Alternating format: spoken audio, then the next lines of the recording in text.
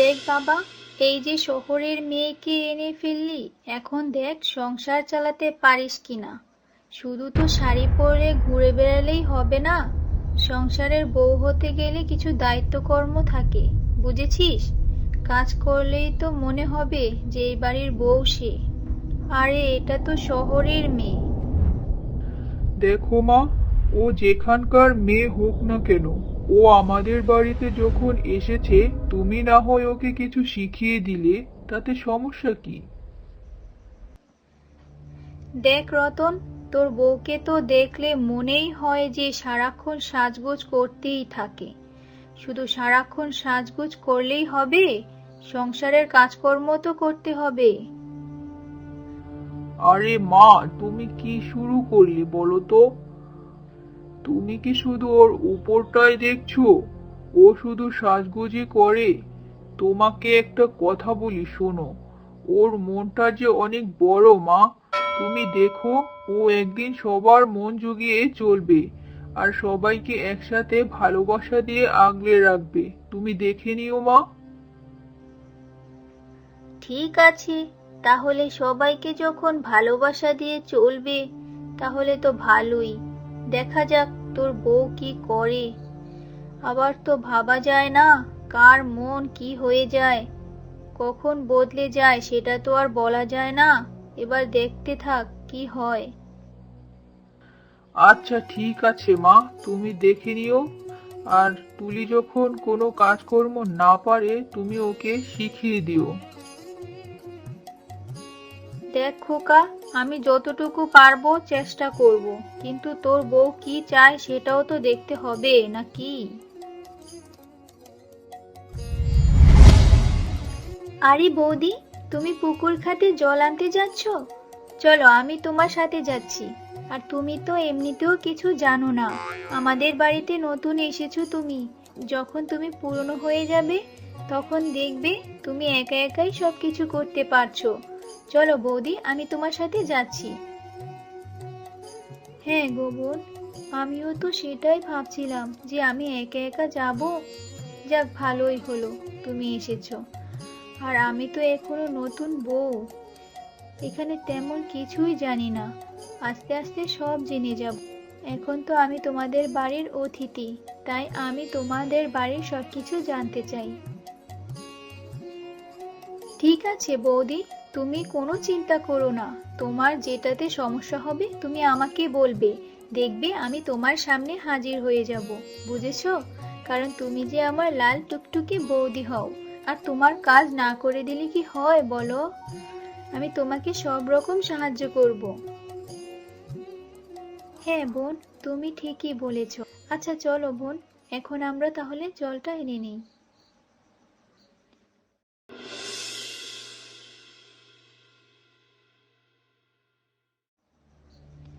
শোনো বৌমা, আজকে রান্না বান্নাগুলো তোমাকেই করতে হবে, বুঝেছো?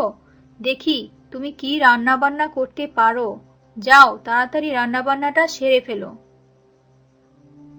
আচ্ছা ঠিক আছে মা, আপনি একদম চিন্তা করবেন না, আমি সবকিছু রান্না বান্না ঠিকঠাক মতো করে নেব। দেখো বৌমা, শুধু মুখে বললেই হবে না, কাজে ক্ষেত্রেও করে দেখাতে হয়। তুমি তো একটা শিক্ষিত মেয়ে, এইসব রান্না বান্না কি কখনো করেছো নাকি? এই গ্রামে তোমার বিয়ে হয়েছে, এখন থেকে এই গ্রামের সবকিছুই করতে হবে তোমাকে, বুঝেছো?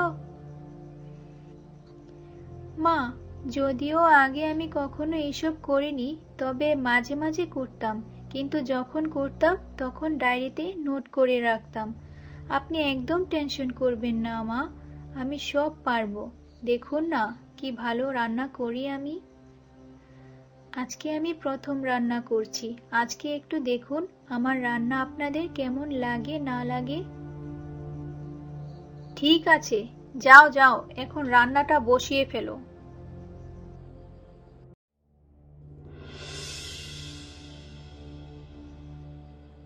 মা, এটা তুমি তুলিকে কি দায়িত্ব দিলে? আজকে যদি তুই রান্না করে, তাহলে তো আমার কপালে ভাত জুটবে না। ও তো এইসব রান্না বান্না কিছুই পারে না তো। আজকে রান্নাটা তুমি আর বোন মিলে না হয় করে নিতে, কি হতো তাতে? দেখ খোকা, তোর জন্য তো পরে বানাবে, আগে আমাদের পেট ভরাতে পারে কিনা দেখি।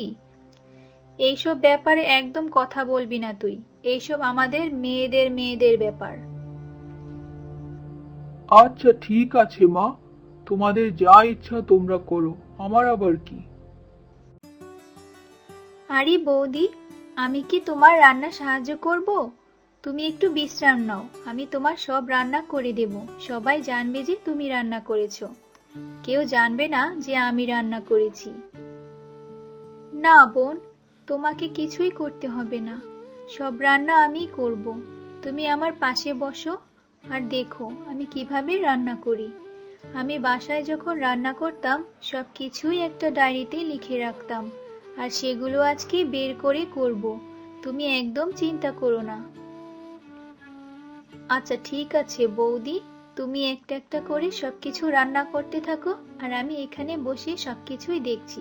যদি তোমার কিছু অসুবিধা হয় তুমি কিন্তু আমাকে বলবে। আর এমনিতেও আমি তো দেখছি, যদি কোনো অসুবিধা হয় তাহলে আমি তোমাকে বলে দেব।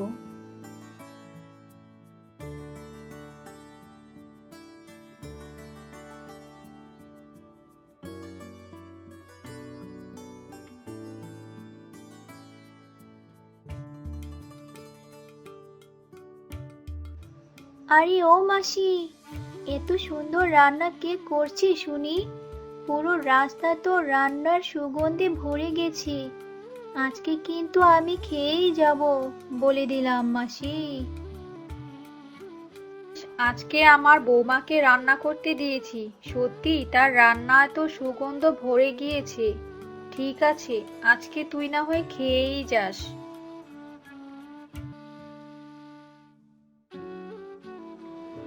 আজকের রান্নাটা বেশ চমৎকার হয়েছে। তা কে শিখিয়েছে মা তোমাকে এত সুন্দর রান্না?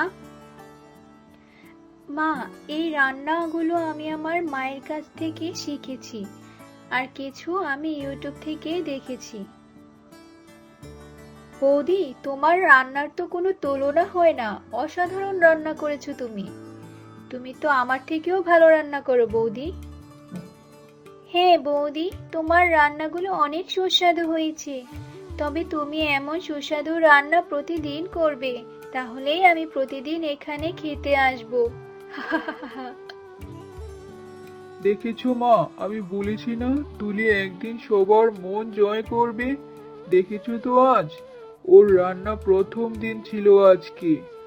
আমি তো ভেবেছিলাম ও কোনো রান্না করতেই পারবে না, তবে এত সুন্দর সুস্বাদু রান্না করেছে, মন ভরে গিয়েছে আমার। হ্যাঁ রে বাবা, তা তো দেখতেই পাচ্ছি। আমি তো ভেবেছি বৌমা শিক্ষিত মেয়ে, শহরের কোনো রান্না বান্না কিছুই পারবে না, কিন্তু এখন দেখতে পারছি সে তো কাজে কর্মে সবকিছুতেই পারদর্শী। বাবা, আমি তো এমন একজন বৌমাই চেয়েছিলাম। আজকে থেকে তুই আমার বৌমা না রে, তুই আমার ছোট মেয়ে। জানেন তো মা, আমি এইরকমই একজন শাশুড়ি মা চেয়েছিলাম, যে আমার শাশুড়ি মা আমার বন্ধু হবে। আর আজকে সেটা আমার আশা পূরণ হয়ে গেছে মা।